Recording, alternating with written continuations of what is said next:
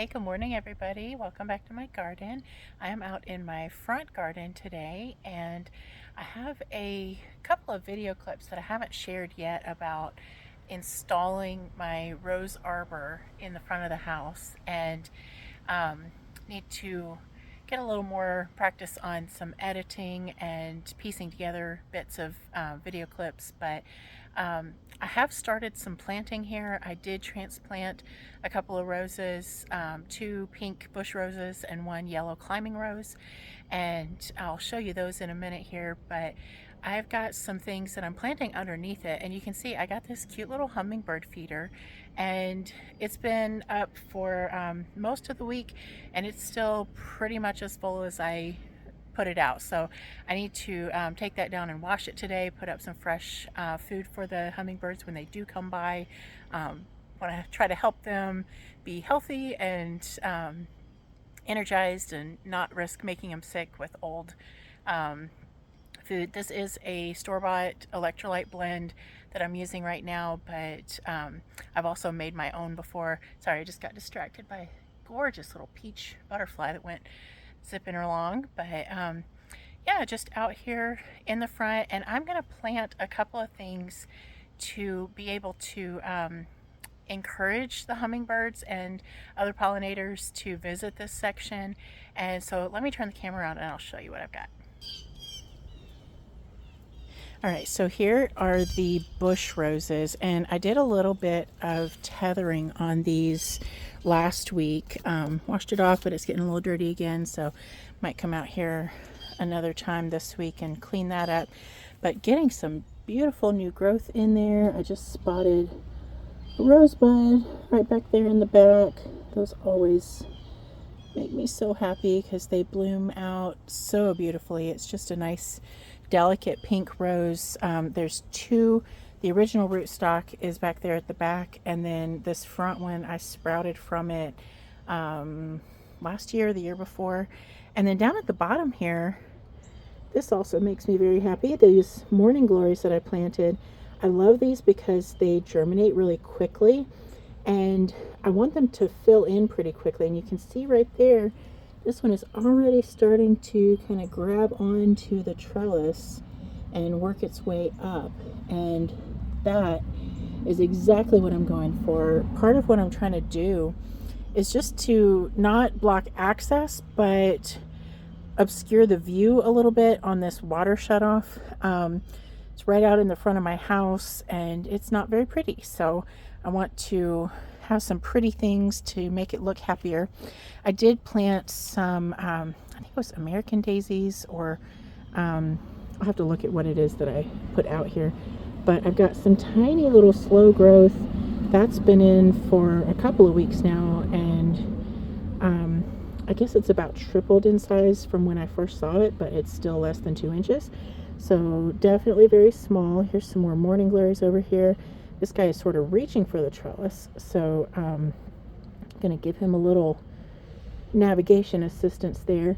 And then here's the climbing rose over on this side. I tell you what, when this thing starts putting out blooms again, I am going to be screaming from the housetops, because it's been several years. I had it in a container for quite a while, but put it back in the ground finally, and all of this new growth, it is really filling in very nicely. A few of the leaves are a little stressed or dealing with some bugs or something, but definitely gonna keep an eye on this one throughout the summer. And it has started to work its way upward already, so just gradually training it in the direction I want it to go, up and over the trellis ultimately, to cover across. This is facing towards the east, so the morning and daytime sunlight from the direction I'm standing.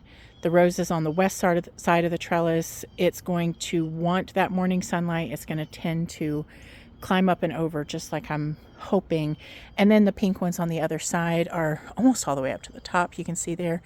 But what I want to do today is put in these Dianthus and Snapdragons, and these are a little sad looking. I got them off of the clearance rack, but I picked off some of the spent blooms, found one mature seed pod on this white and pink one in the middle, and I was able to spread those. Gonna pull out a few weeds and put those in the ground here.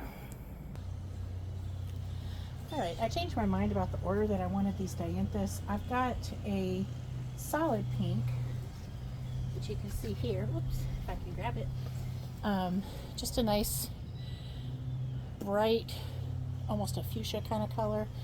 And that one's got a few seed pods in progress. I'm going to leave those on there, see if they develop. But I decided to move that one to the middle because I've got one that has a little bit of almost white, light pink around the edges, and then one that has a lot of almost fully white, just barely pink, and then that bright center on both of them.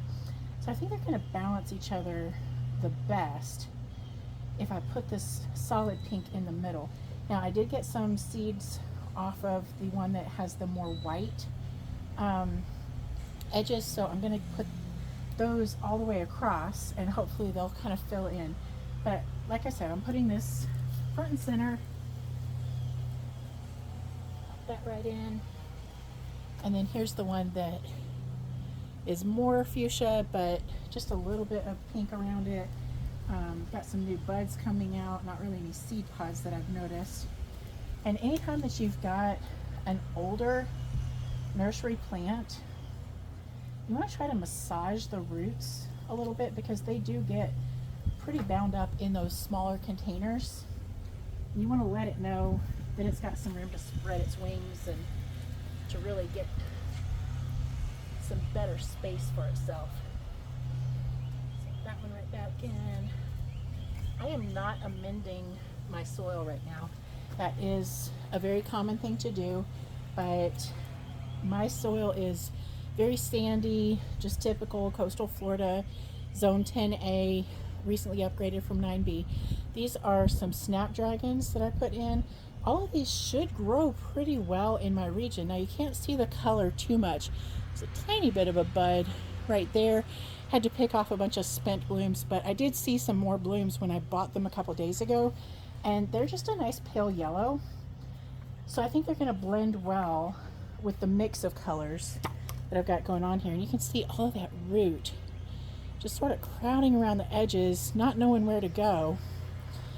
Just give it a little encouragement to spread out because it's going to have to bust into a little bit of compacted ground. Not really clay that would be hard, but still with the sand. Just want to give it that encouragement to spread out and really thrive. Once I get these done, I'm going to mulch. You can see I've got some mulch at the back already. This is nothing fancy. I'm looking into getting a chip drop soon, but have not done that yet. Here's the last one of the Dianthus. You can see that's a lot brighter, almost white kind of color around the edges. Just a baby pink, nearly white. And I've got a lot of root popping out. Many times when they're at a store like where I got these, they sit in water at least periodically when the store bothers to care for them. No offense, I'm not naming what store it is, but they tend to go where the water is. So trying to give them as much of a smooth transition as I can. I don't want to break up the existing roots, but I want to loosen them up. And that's the key difference, is just sort of loosen up so that it'll spread its wings.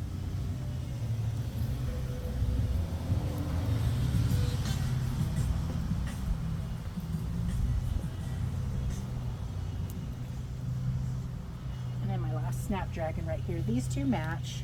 They did, like I said, they had some flowers when I picked them up at the shop, but just a nice, graceful kind of light yellow color. I think it'll look great with this pink, and especially once my morning glories get to blooming. Oh boy, you're gonna see an excited gardener right here.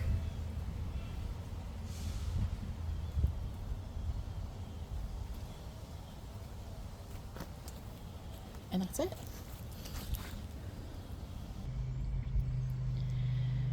So here they are. We've got that brighter color, pardon my toes, Dianthus with the baby pink, almost white. The other side, mostly pink, a little bit of fringe, and then the solid pink in the middle. I did spread some seeds. I'm going to continue deadheading these, which just means taking off the dead flower heads. When it's spent, when it's finished blooming, you can pick those off to encourage more blooming, or you can leave them temporarily until they develop those seed pods. Let me try to zoom into one of those pods again. So I think that's a bloom starting right there. And right down in the middle of this one, you can kind of see right about there is a nice little seed pod getting started. So I'm gonna let that mature. I'm gonna let it keep going, and then I'll spread those. And I wanna let this area sort of fill in underneath. The bright pink colors should attract my hummingbirds to come right out here and enjoy this feeder. We are mid-March, just after St. Patrick's Day, and they should be starting to migrate soon. And again, thank you for joining me in my garden journey. Thank you for following, for subscribing. Please subscribe to my YouTube channel. All the names are the same on YouTube, Instagram, and Facebook. Click follow or like or subscribe, and that way you won't miss any videos. Got some really exciting announcements coming up soon, and you will not want to miss that. So I hope you all get a chance to enjoy your gardens today. Hope you make some time just to get out in your nature, in your local area, and just enjoy the beautiful time of year that it is. Spring excites me so much, and I'm so glad that you're all following along with me. Have a great day.